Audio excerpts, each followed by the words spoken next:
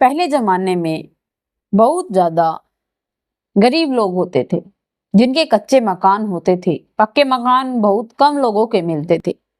उनके गांव को चलाने वाला एक ऐसा राजा भी हुआ करता था जो भी फैसला लेते थे राजा ही लेते थे, वो या सही हो या गलत। हमारा देश अभी आजाद हुआ है, हमारा नहीं बल्कि यह तरक्की जो हुई है यह हर एक देश में हुई है। हर एक गांव, हर एक गली मोहल्ले सभी की तरक्की हुई है। यह नहीं कि यह हमारे भारत की ही है, विदेशों के अंदर भी हमारे जैसा ही हाल था। ऐसे ही एक विदेश की एक कहानी आई है जिसके अंदर एक गांव था, जिस गांव के अंदर जो खेल दिखाने के लिए आते हैं, यह कहानी उनके लिए है। एक मदारी जो कि खेल दिखाता था और उसके पास एक बहुत भयानक कुत्ता था। वह कुत्ता जिस भी इंसान को छू लेता था वह उस मदारी का गुलाम बन जाया करता था।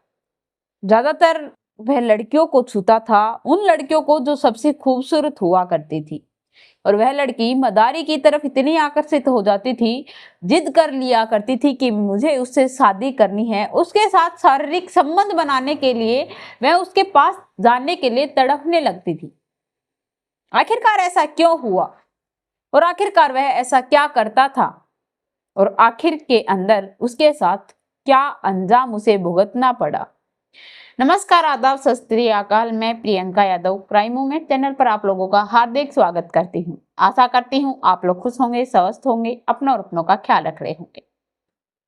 आज की जो हमारी कहानी है बड़ी ही स्पेशल और बड़ी ही इंटरेस्टिंग है, पूरी जरूर सुनना। और मेरी रोज की तरह आप लोगों से एक ही रिक्वेस्ट है, प्लीज मेरे चैनल को सब्सक्राइब कर लीजिए। सब्सक्राइब करने में आप बहुत कंजूसी करते हो, आपका एक सब्सक्राइबर मेरे लिए बहुत कीमती होता है। तो चलिए ज्यादा देर न करते हुए हम अपनी कहानी की ओर बढ़ते हैं और जानते हैं कि उस मदारी ने आखिरकार ऐसा क्या उस कुत्ते को बता रखा था, या फिर उस कुत्ते के अंदर ऐसा क्या था, ऐसा वह क्या जादू करता था। वह मदारी जहां पर भी जाता था, जिस गांव के अंदर जाता था, वहां से हर जो भी वहां पर सबसे खूबसूरत लड़की होती थी उसे कुत्ता सूंघता था और वह उस लड़की को इस तरह पागल कर दिया करता था कि वह उस मदारी के लिए पागल होती जा रही थी। यह सब कुछ एक गांव के अंदर जब करता है तो उसके घर वाले बड़े ही अचंभित थे। वह दरबार में जाते हैं और उस मदारी के बारे में सब कुछ बताते हैं कि पहले इसके पिताजी आया करते थे और अब यह एक नौजवान लड़का आता है। हमने अपनी बेटी की सगाई कहीं और कर रखी है और यह मदारी के पीछे इतने पागल हो रही है कि मुझे तो उसी के साथ जाना है, उसी के साथ सोना है। आखिरकार हम इसकी जिद कैसे पूरी करें। अब यह सब कुछ जब वह गांव का जो वह प्रजा का राजा था वह सुनकर आश्चर्य हो जाता है, आश्चर्यचकित रह जाता है, क्योंकि उसे भी कुछ समझ नहीं आ रहा था कि एक लड़की जिसकी शादी फिक्स कर दी गई है, कुछ दिन बाद शादी है, वह ऐसा कैसे कह सकती है। राजा अपने एक वफादार गुप्तचर को उस खेल के बारे में पता करने के लिए भेजता है। वह गुप्तचर सुबह से शाम हो जाती है, रात के 8 बज जाते हैं, तब तक नहीं आया था। राजा हैरान परेशान यहाँ से वहां टहल रहा था और बहुत ज्यादा परेशान हो रहा था कि आखिरकार मेरा गुप्तचर अब तक आया क्यों नहीं। गुप्तचर आता है और सबसे पहले माफी मांगता है कि राजा, मैं देर हो गई आने में। उसका खेल ही कुछ ऐसा निराला था, उसका इतना भयानक कुत्ता था और वह उसका कुत्ता इतना वफादार है कि वह जो भी कहता है वह उसकी हर एक इशारे, हर एक बात को समझता है। और एक चीज वहां पर मैंने देखी है कि वह कुत्ता सबसे खूबसूरत लड़की के पास ही जाता है। वहां पर इतने लोग हैं लेकिन वह लड़कियों की तरफ ही जाता है, लड़कों की तरफ नहीं आता। यह सुनने के बाद राजा और भी परेशान हो जाता है कि कोई सुराग नहीं मिला। तो दोस्तों, जब वह इस बात को सुनता है, दूसरे ही दिन वह भी उस खेल को देखने के लिए जाने की इच्छा जाहिर की। लेकिन राजा के भेष में नहीं बल्कि अपना भेष बदल कर। उसने भेष बदला एक लड़की का, क्योंकि वह कुत्ता लड़कियों के पास ही जाता था। तब तक वह लड़की का भेष नहीं रखता, तब तक उसे पता नहीं चल पाता। इसीलिए राजा एक लड़की का भेष रखता है, लंबा, जब घूंघट निकालकर अच्छे पोशाक पहनकर उस भीड़ में जाकर सबसे आगे खड़ा हो जाता है। वह खेल वाला मदारी सभी को खेल दिखाता है, अपना जादू दिखाता है, और वह अपने कुत्ते की जीभ पर, जो उसके पास जो भयानक कुत्ता था काले रंग का, उस कुत्ते की जीभ पर कुछ रखता है और वह कुत्ता उस राजा के पास आता है जो भेष बदले वहां उन सभी के बीच में खड़ा था। वह उसके पाँव को चाटता है और चाटने के बाद राजा के कुछ देर के बाद ही उस पैर के अंदर खुजली होने लग जाती है, लेकिन राजा उसे खुजाता नहीं है। उसके शरीर में अजीब हलचल होने लगती है और वह खुजली और तेज चलने लगती है।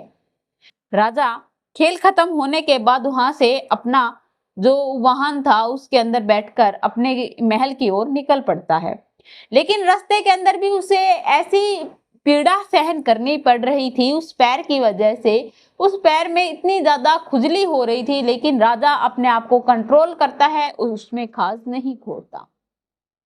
धीरे धीरे वह महल तक पहुंच जाता है। महल में पहुंचते ही अपने वैद्यों को बुलवाता है, जो उनके चिकित्सक थे, जो पहले जमाने में महाराजाओं के चिकित्सक होते थे, जो इंसान वैद्य, जो जड़ी बूटियों से लोगों को सही या ठीक करना जानते थे।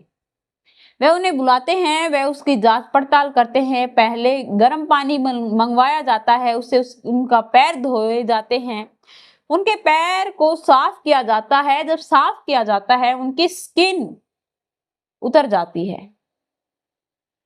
राजा उसके बारे में पूछताछ करते हैं, वैद्य उसे दवाई मलहम पट्टी कर देते हैं। और जब राजा को उनकी सच्चाई पता चलती है तो राजा के हक्के बक्के रह जाते हैं, उनके होश उड़ जाते हैं।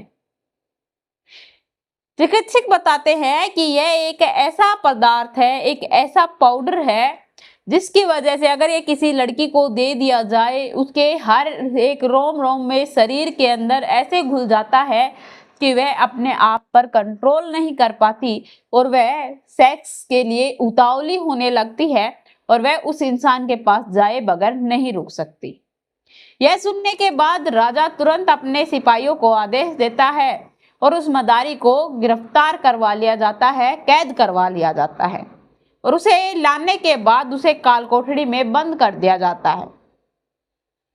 और फिर गांव में वहां पर जो उनकी प्रजा थी, उस वहां पर नगरी में हेला मरवाया जाता है कि जिस भी इंसान को उस मदारी से प्यार हो गया था, जिस भी लड़की को, उसे राजा ने अपने महल में बुलवाया है।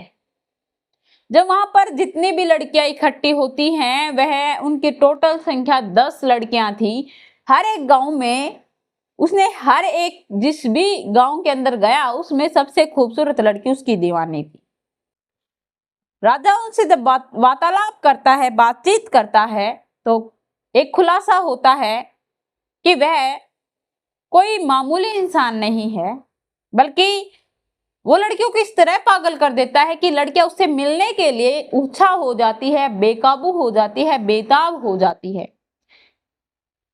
वह उस खुलासे को खोलती हैं और बताती हैं कि हमारे पाँव में बहुत ज्यादा खुजली होती है, हम अपनी खुजली को जितने ज्यादा खुजाते हैं, हमारे अंदर उतनी ही ज्यादा उत्सुकता बढ़ती जाती है मदारी से मिलने के लिए। यह बात सुनने के बाद मदारी को बुलवाया जाता है, उससे पूछा जाता है कि आखिरकार यह क्या चीज है और तुमने यह सब कुछ क्यों किया, और पहले तुम्हारे पिताजी खेल दिखाने आया करते थे, अब तुम आने लगे हो। तो यह कहता है कि हमारे राजा जी, हमारे हर एक पीढ़ी के अंदर यह रिवाज है, हमारी यह एक परंपरा चलती आ रही है। पहले मेरे पिताजी दिखाया करते थे, फिर मैंने सीख लिया, और सबसे बड़ी बात यह है कि मेरे पिताजी अब गुजर गए, इसीलिए मुझे आना पड़ रहा था। फिर उस खुजली वाले पाउडर के बारे में पूछताछ की जाती है कि लोगों ने कभी नोटिस नहीं किया, लेकिन मैंने नोटिस किया था, तुम क्या लगाते हो? तो वह बताता है कि मेरे पिताजी ने मुझे ये पाउडर बनवा कर दिया था, और इस पाउडर का यूं गलत उपयोग करने के लिए नहीं दिया था, बल्कि सही उपयोग करने के लिए दिया था। लेकिन मैंने इसका गलत उपयोग किया। मैंने सोचा कि क्यों ना मैं अपनी प्यास बुझा सकूं, और मुझे इसमें बहुत मजे आते थे। इतनी लड़कियों की जिंदगी खराब कर दी, और उसे 1% भी अफसोस नहीं था। राजा ने उसे एक काल कोठरी में चुनवा दिया गया, और उन लड़कियों को चिकित्सक के पास भेज दिया गया, और उनके जो है पैर में जो पाउडर लगा था, उसमें जो खुजली हो रही थी, उसका इलाज शुरू कर दिया गया। तो दोस्तों, यह रही कहानी। एक अपनी इच्छा पूरी करने के लिए न जाने कितनी लड़कियों की उसने जिंदगी खराब कर दी। पहले भी लोगों के मन में लालच होते थे, ऐसे काम हुआ करते थे, और उनके भी फैसले हुआ करते थे। और पहले के जमाने में कड़ी से कड़ी सजाएं दी जाती थी। एक जिंदा व्यक्ति को भीत के अंदर या काल कोठरी के अंदर चुनवा दिया जाता था। वह सजा शायद सबसे बड़ी खतरनाक होती थी। तो यह रही कहानी आप लोगों के सामने। आप लोगों को मेरी कहानी कैसी लगी कमेंट में लिखकर जरूर बताना। मेरे चैनल को सब्सक्राइब करना, बेल नोटिफिकेशन को ऑन करना, ताकि ऐसी हर वीडियो जल्द से जल्द आप लोग